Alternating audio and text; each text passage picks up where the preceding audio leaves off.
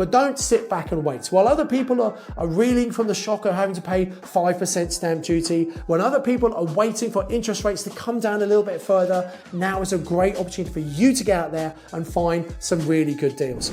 If you have a good deal, by that I mean a profitable deal, if you've got plenty of profit in your deal, there are lots of people who have money in their personal bank account, money in their business account, or money in their pension. And again, that means a lot of people might be thinking, well, I want to buy property, but maybe I should wait until interest rates come down a bit further. Here is my advice to you. This has been a bit of a shock, a bit of a surprise, and I think many property investors are sitting back saying, I'm not sure if deals really stack up anymore. Hello and welcome to this episode of the Property Magic Podcast, in which I'm going to talk about, should you be buying now or should you wait? Let me explain what's happening in the UK property market right now, some things that have happened very recently that might influence that decision, should you buy or should you wait?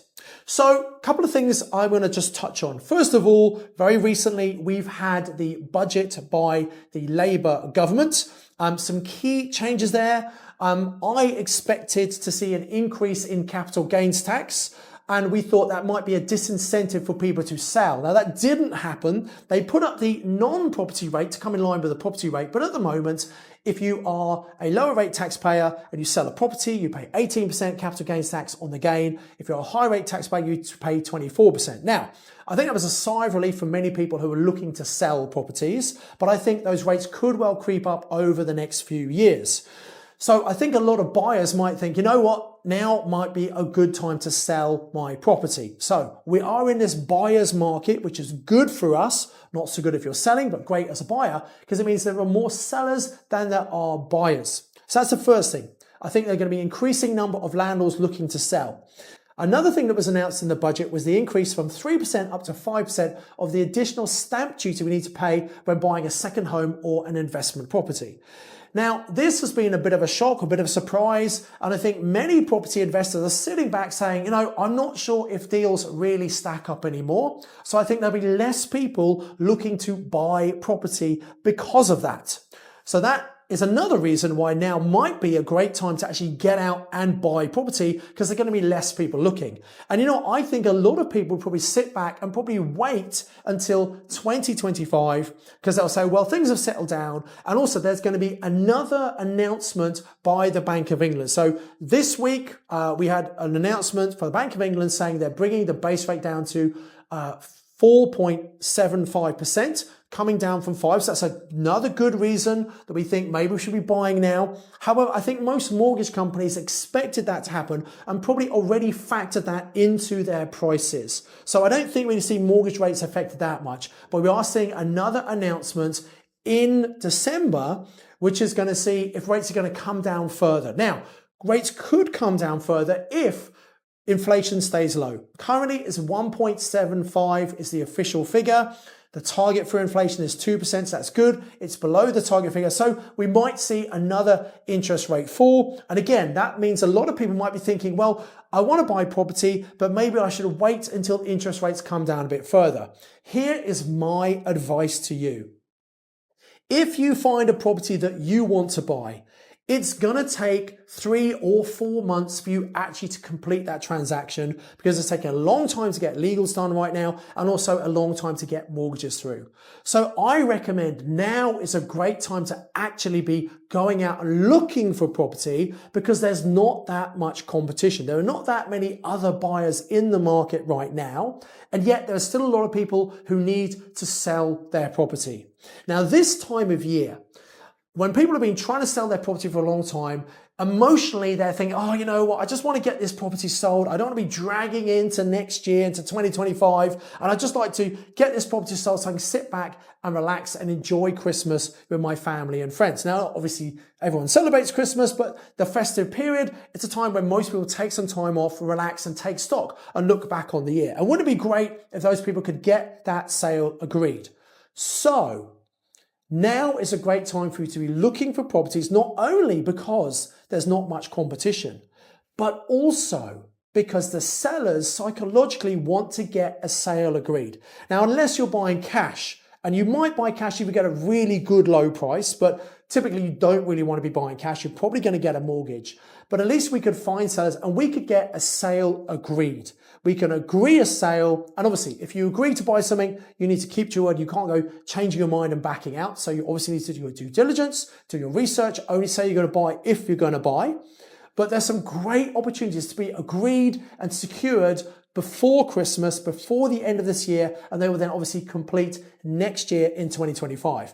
And by the way, by the time you actually get your mortgage, it might be the rates have come down and you'll be able to get the latest mortgage rate. But if you wait until rates have come down, if you wait until everyone knows what's happening and wait until the spring where typically we have an increase, there'll be lots more people coming back into the market, a lot more buyers than there are right now. And so there'll be more competition for the great deals. So my recommendation is don't wait. You should get out and look for properties right now, negotiate hard, make sure we're finding win-win ethical solutions. Because if you push too hard and it's a win for you and a lose for them, they might agree in the moment, but what will happen is they'll get seller's remorse. They'll change their mind. You might have spent money on legals, on survey fees and things. If they change their mind, they're going to pull out. You want to make sure we understand what's the problem. And I want you to write that down. It's a really important thing. Whenever you're speaking to a seller, why are they selling the property? What's the problem they're trying to resolve? And if we can come up with an ethical win-win solution that gives them what they want,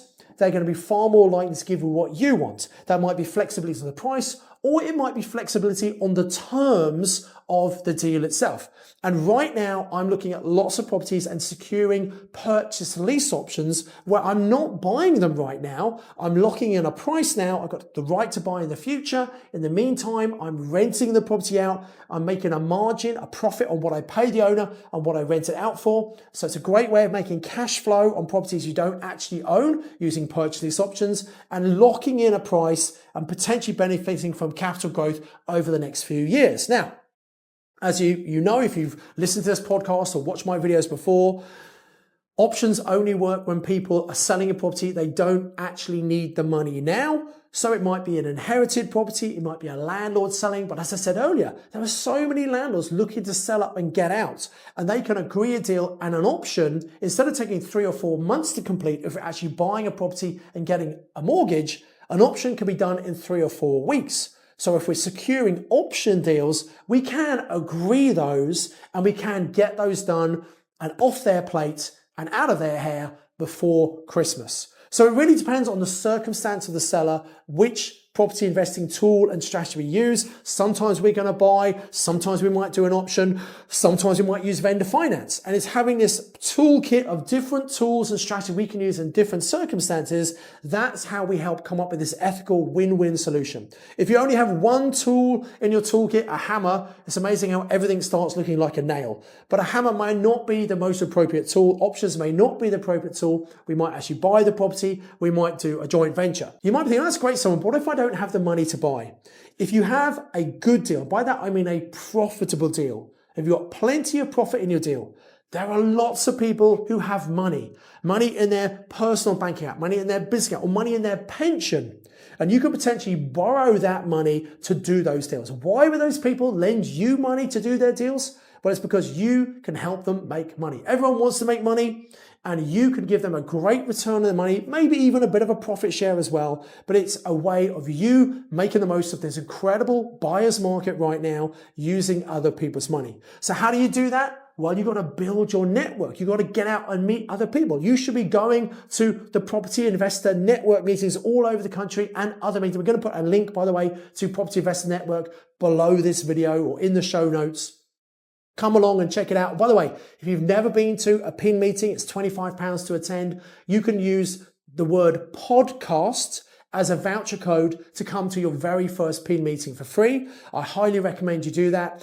In December and August, we don't have weekly meetings. Instead, we have one big national virtual PIN meeting, well worth coming to, because you can connect with people from all over the country and internationally who you would never otherwise meet because they don't go to your local PIN meeting. And then in January, we're back for our PIN meetings. We're going to start 2025 year with a bang. It's going to be an amazing time to invest. invest. But don't sit back and wait. While other people are reeling from the shock of having to pay 5% stamp duty, when other people are waiting for interest rates to come down a little bit further, now is a great opportunity for you to get out there and find some really good deals. I know I'm encouraging all of my students to make the most of November and December as a great buying opportunity, and I highly encourage you to do the same thing. And I'd love to hear about the deals that you've secured before Christmas because you've gone out and taken action on the content in this podcast this week. So as ever, I encourage you to invest with knowledge, invest with skill.